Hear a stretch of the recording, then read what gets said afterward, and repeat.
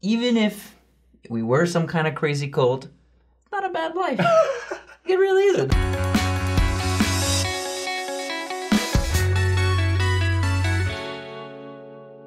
I don't know who should talk first. I Should I talk didn't first? know. You can talk first. We should have coordinated that. We should All talk right. at the exact same time. So just to confuse We're people. just gonna keep talking at the same. Ow, that bothers me so much. Okay. Okay, well, today's episode, we're going to talk about some of the temporal... I don't like it when people say temporal. Have you heard it? Temporal. Tempura. Tempura? Delicious. Oh, yeah. That's Then we can fry the things. in the Sushi Go game. Wait, what? There's a game called Sushi Go, and Oh. tempura is one of those things. But anyways, Wow, we're going to talk... We're not going to talk We're not talking about video games. We're talking about real life. Well, board game. Oh, it's a board game? So it's still real life. Okay, now but we're not talking about the tempora benefits of our faith. We're talking about the temporal benefits of our faith. And as we do so, these are kind of a lot of social benefits and other things, but like this isn't like oh, our church is true because you can find community here, that kind of thing. Like that, you can find community in other churches as well. We just kind of wanted to point out some cool stuff. Yeah, it's because a lot of people get mad at us because they're like, your church is hard and mean and like you have to do callings, which is stressful. There's just a lot of things that people point out that are negative about the church, or that we're some kind of crazy cult who follow a man who says he saw God. You know, like there's just a lot of things that people point out, which is really bad. But not like Moses at all. No. But so this episode, we just want to point out that like, even if we were some kind of crazy cult, it's not a bad life. It really isn't. Like it's like we're just gonna outline the things that That's like awesome. it's just good. You know, like if you're a parent that's worried about your kid who's interested in the church, you could watch this episode and be like, well, worse things could happen. Yeah. You know? Yeah, it's true. All right, so we have a list here. I think we should just go through this list. So, Yeah. so by joining our faith, you get access to an instant community. Worldwide community. Worldwide. I mean, it's obviously different depending on which part of the world you're in. Right. All the parts of the world I've lived in, Mexico, New Zealand, Oregon, Utah, like there's been a pretty like big Latter-day Saint community. And like they're very kind. Yeah. That's just what I've noticed. It's just like there's lots of love. So here's the cool part. We were moving out of our apartment and it's third story, and I'm like, oh man, we have so much crap. This is going to take a long time. And then we just see missionaries come around the corner. And I'm like, yeah. Hey, elders. And they're like, hey. I'm like, do you want to help? And they're like, yeah. And then they leave, and they come back and bring more elders. Oh, yeah. And they help us move, right? So that was fantastic. One of them was this huge football player, like 6'4", and he carried our mattress all by himself. Wonderful. So I was like, that was an answer to prayers, because I did not know how we were going to get all this stuff moved. Yeah. And then we show up to our new house, our new neighborhood, and this random couple was just walking down the street, and they saw us moving stuff, and they're like, hey, do you want help? We're just down the street. We're in the ward. And then this other guy, our neighbor, came out. He's like, hey, I'm your neighbor. I'm in the ward too. Can I help? And that's so cool. And I'm not saying you have to be a member of our church to be a nice person and to help. Right. But it was just like, no questions asked. You can trust each other. Yeah. There's like, it was really... You've had generally good experiences. Yeah. And I've also had generally... I mean, when you say like, oh, Latter-day Saints are really nice, like, obviously that's a generalization. Somebody in the comments is going to be like, well, Deborah McKenzie one time in 1987 said this to me, and so you're wrong. But her name's Deborah McKenzie, so... So what can you do there? Who are you judging? But yeah, like, in my experience, like, all of the wards, all the congregations that I've been a part of have been really nice and supportive. Yeah. Which is cool. Like, it's actually kind of interesting because since my wife and we moved, and it's currently COVID era, right? Right. And so we haven't gone to church, and so we haven't gotten to know our new ward. Right. And it's been different just because, like, you don't have the... Yeah, like for the first time in a long time, we're like without that community. I mean, they've reached out to us and like welcomed us, and we can like join in on Sundays via Zoom and stuff, but just like not knowing anybody very well is different, and I kind of miss it. I'm an introvert. Yeah, in the me truest too. sense that like people exhaust me, right? Yeah. And so I thought, this is great. I love COVID. Now I don't have to deal with anybody. And then after 2 months of like, it's just kind of like, I just miss the love Yeah, and just Even like the like support, because like I think it's nice to be able to have like names in your mind where you can be like, oh, if something crazy happens and we need help, like on short notice, I can call this person or this person or this person, even if I don't know them super well. Like, oh, I know that they're they're supposed to minister to me, right? Yeah, and you can just reach out to those people automatically, and they'll come to your aid, which I think is cool. Yeah, so like the community aspect is awesome. And then on top of that, like for the youth, like the programs the church has, like weekly youth activities, leaders to support the youth, and then like the programs that like help you set goals and help, and then you get to meet people of like-minded aspirations, which really that's a huge difference, because I feel like a majority of the trouble that you get into as like teenager and under is who you are friends with. Mm-hmm. Like most of the stupid stuff people have ever done, it's because they had a friend who convinced them to do it, or whatever, or you're the crowd you're in. Yep. That's why you get into a lot of bad stuff. But if you get into a group of people who all believe in Christ, or at least believe in trying to live the gospel, and just being nice to it's just little things like that where you have that community of youth who all have like similar goals. And I had a great time as a youth in like the youth program. Yeah. Like we went camping.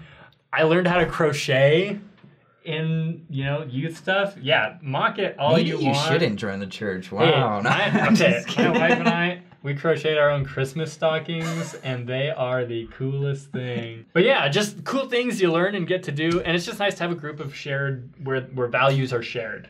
And other churches, I've been to youth, I went to youth groups of other churches, and the same thing applies there, but it's just something cool. It's not an exception, but it's good.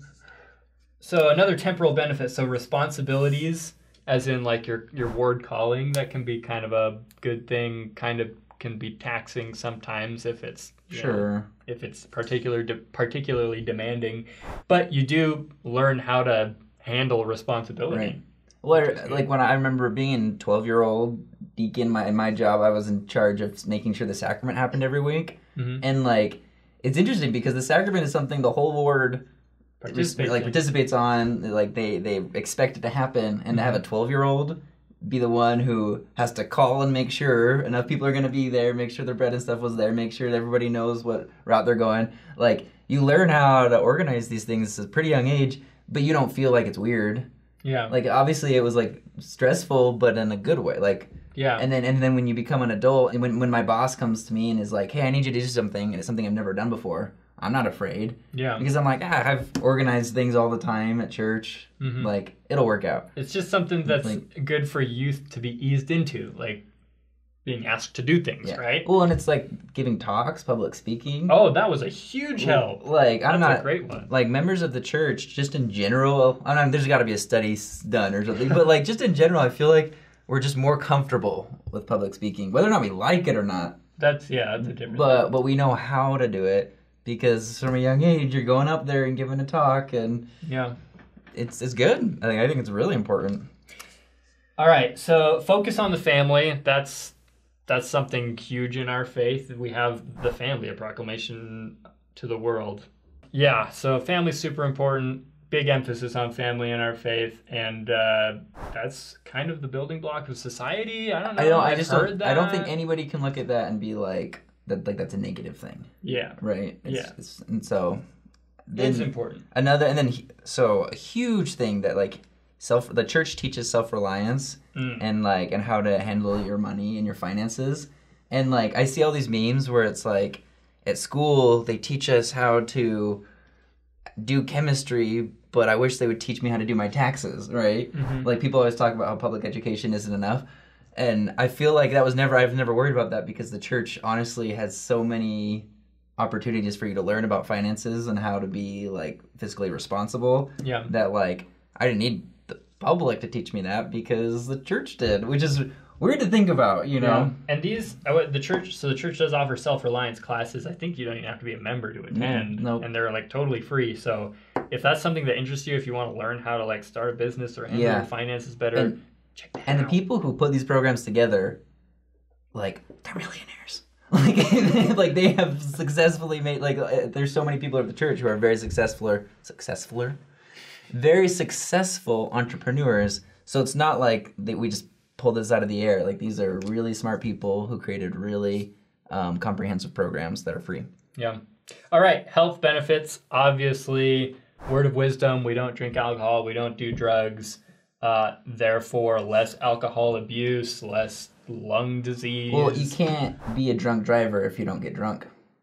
So if you're ever worried about that, just become a member of the church, keep the commandment, and then you'll never have to worry about being a drunk driver. There you go. I mean, or you could just not drink at all anyways. But yes, one of the benefits of being a member of the church easier. is... They're actually... I think there is a study showing that Latter-day Saints do have longer lifespans in general because of their adherence to the word of wisdom. Somebody fact-checked me. Sure. Check me on that because I don't want to be... I wouldn't be surprised. Another one, we kind of talk about this with the self-reliance thing, but financial support, I guess even more than financial, we just have like a great humanitarian program. Right. So if, something horrible happens to your family and you need food on the table, we can help you do that. We have, the bishop's storehouse. Right. Where I used to live, we had a bishop's storehouse, like a central storehouse, like a distribution center storehouse that we would go and we would like clean it every once in a while. Yeah. And it's so cool. It's just this massive warehouse full of like food and toilet paper and diapers and anything you could possibly need, water bottles, and those things just go out to all of the smaller bishop storehouses, which are used to help people when they need food. Well, some women in the church somewhere, these old ladies, just decided that they were going to make a bunch of blankets for people that would possibly need them.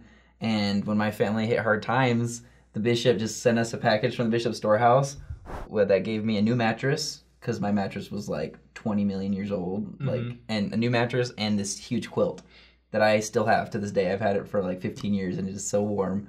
And it's just like, we just have access, and like, so if you're ever in trouble, the church, they've got your back. Yeah, I mean, there's a process, like there's also self-reliance, right? Like they're not just, going to be handing stuff out to you your whole life, but it's helpful, and it's even just like mentally, it's nice to know that that's there, because a lot of people, don't have that support system, and it's like if something happens, we're done, like what are we gonna do?